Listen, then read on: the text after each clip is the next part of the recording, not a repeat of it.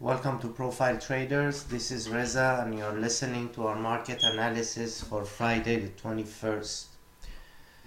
So when we looked at the daily the last time, I told you that one needed to pay attention to this unbelievable ride to the upside with a complete lack of volume backing it up, and we were pretty much reaching levels where it was becoming extremely worrisome to engage into any long positions.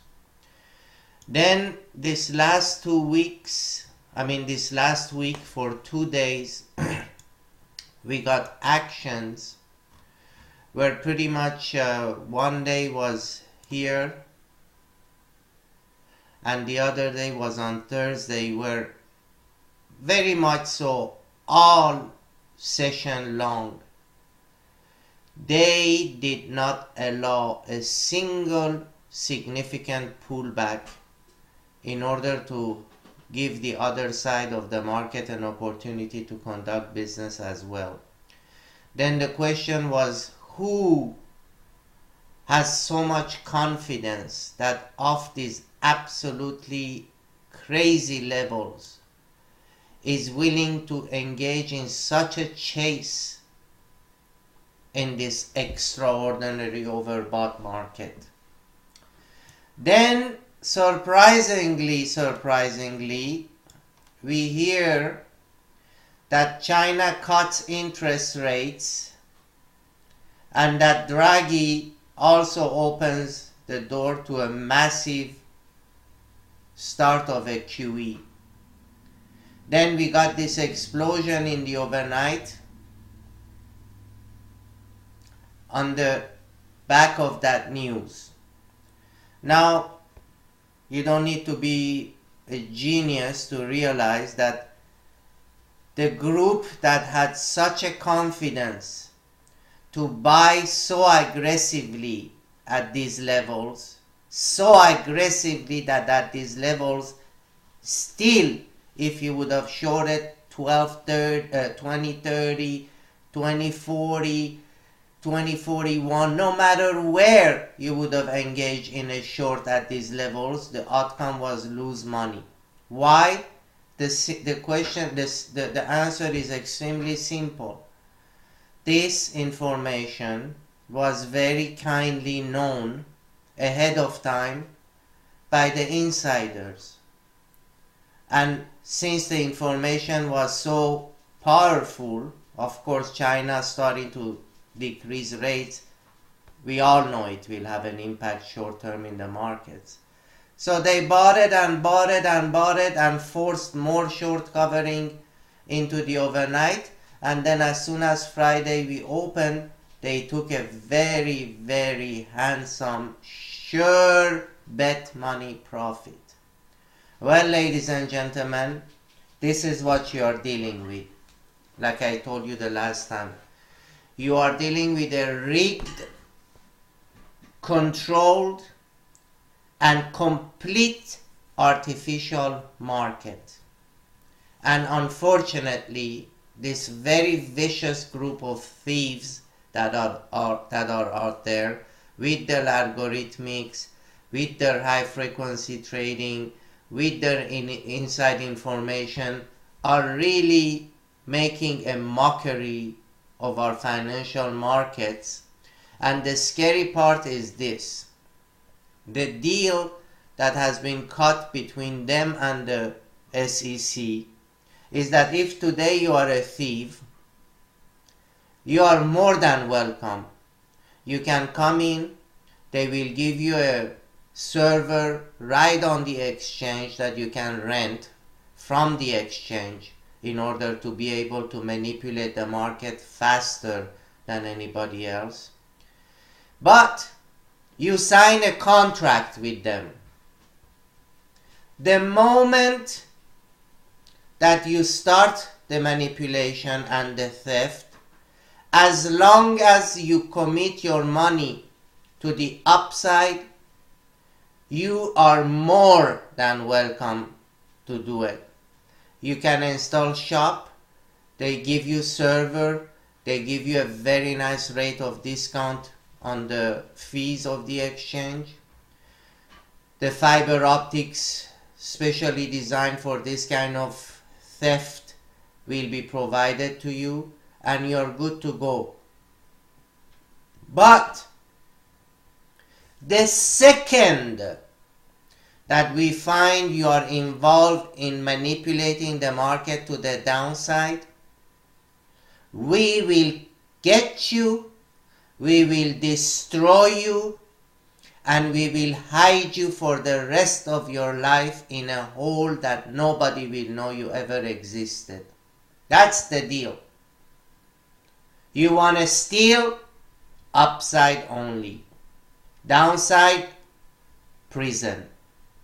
So this is what's going on. And if you wondered how is it and why is it that after so many points on the upside and really nothing exceptional in terms of news, if anything else, all we are hearing is recession, depression, QE, this bank must do this, this stimulus now needs to come in, and this is all 6 years later than the crisis. We are still talking about stimulus and QEs and all the garbages.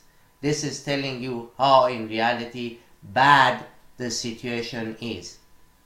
If the situation was anything good, we would not have seen any of this happening. Markets would be fully in control, and capital would go to wherever it wanted to go, and there would be no government intervention or Federal Reserve intervention. If we still have those, that's in reality a picture of how things are bad.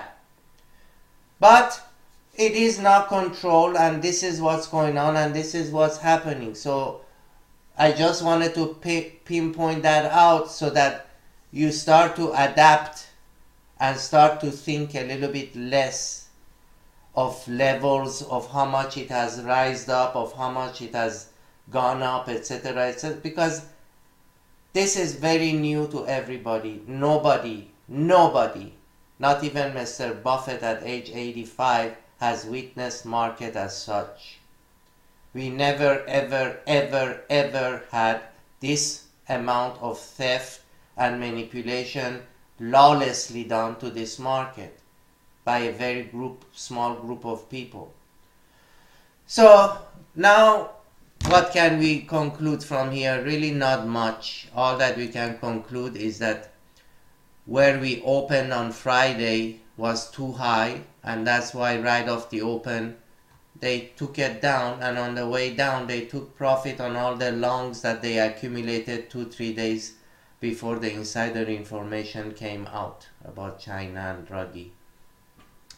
Therefore now main resistance becomes this Friday's high right around 2072. In order to break anything to the downside and gain a bit of downside momentum, obviously now the low of today is key, 2054.5. Once we do break this, then you have 3 levels of support laid down below: 48.5, 44, 41.5, and 38. Now obviously if they take more profit at these levels, these 4 levels down there are really nothing much of being extreme support. They're all minor. They can easily break down. The main support is the 2029.5 to 2026. So ultimately if we can jumpstart a drop, that should be the main objective down there, 2026 by 2029. Meanwhile, we will encounter bounces of the levels that I have provided because they are minor support. So watch out for either a break of below 2054.5, and if this orgy continues, God bless them. God bless them. You cannot say anything bad about them because they are good. They are too good. So God bless them. If they can break it above 2074, may the forces of God be with them. For crude, back and forth.